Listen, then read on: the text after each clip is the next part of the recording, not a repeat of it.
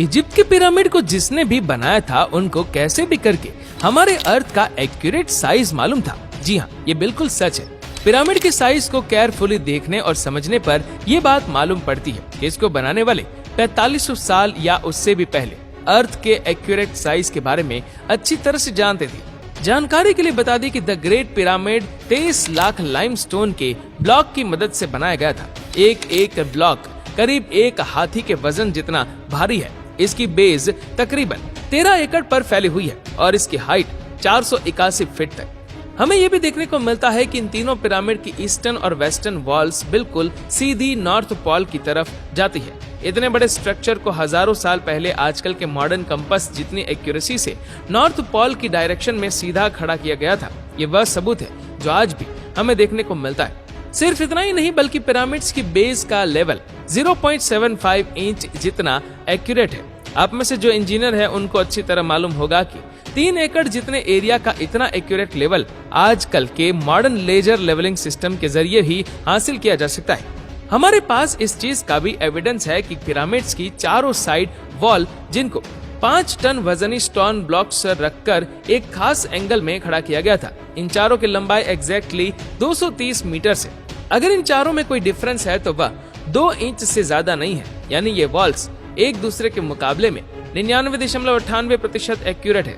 जिन लोगों ने भी द ग्रेट पिरामिड बनाया था उनको हजारों साल पहले भी अर्थ की साइज भी अच्छी तरह से मालूम थी। अब ये पॉइंट ध्यान से सुनिएगा।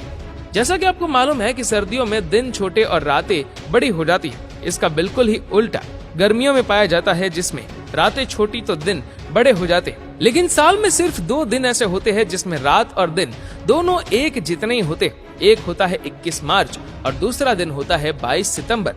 इन दोनों में सूरज इक्वेटर के बिल्कुल सेंटर में होता है, जैसा कि आप इस वीडियो में भी देख सकते हैं। इस मोमेंट को, इस घड़ी को सोलर इक्विनॉक्स कहा जाता है। इसका मतलब यह हुआ कि इन 2 डेट्स में 12 घंटे का दिन और 12 घंटे की रात होती है। 12 घंटों को अगर सेकंड्स में कन्वर्ट किया जाए तो ये 43,200 सेकंड्स बनते हैं। अगर 43,200 को द ग्रेट पिरामिड के हाइट से मल्टीप्लाई किया जाए तो उसका जवाब आता है 6,333 किलोमीटर।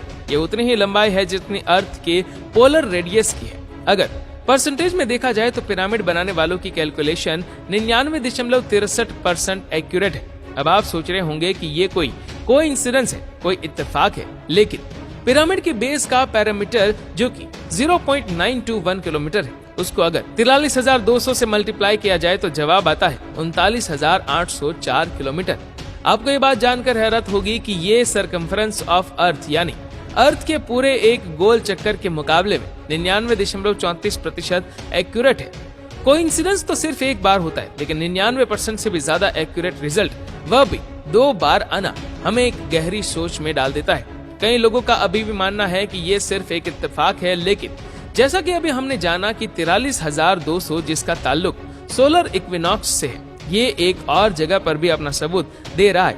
नॉर्मली देखने पर पिरामिड्स की 4 साइड्स नजर आती है, लेकिन असल में ये 4 नहीं बल्कि 8 है। ये 8 साइड सिर्फ सोलर इक्विनॉक्स वाले दिन ही ऊपर से देखने पर नजर आती है।